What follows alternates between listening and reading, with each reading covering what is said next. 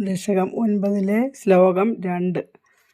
മഹാർണവവിഘൂർണിതം കമലമേവ തത്കേവലം വിലോക്യ തദുപാശ്രയം തവ തനും തു നാലോകയൻ കയേഷ കമലോദരേ മഹതി നിസ്സഹായോഹ്യകം കുതസ്ഥിതിതമംബുജം സമജനീതി ചിന്താമഗാത്.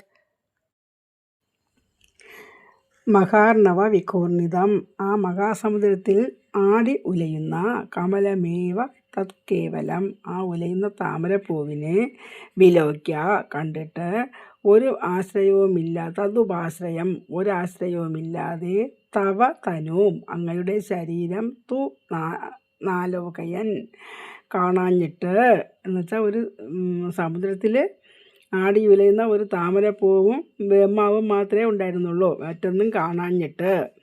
കയേഷ കമലോദരേ, ആ മഹതി, ആ താമരപ്പൂവിൻ്റെ ഉള്ളിൽ നിസ്സഹായോഹ്യകം, നിസ്സഹായതയോട് ഒരാശ്രയവുമില്ലാതെ, കുതസ്ഥിതം അംബുജം, ഈ താമരപ്പൂവ് എവിടെ നിന്നാണ് ഉണ്ടായത്, ഈ താമരപ്പൂവിൽ ഇരിക്കുന്ന ഞാൻ ആരാണ് എന്ന് ആ ബ്രഹ്മാവ് ചിന്തിച്ചു എന്നാണ് ഈ ശ്ലോകത്തിൽ പറയുന്നത്.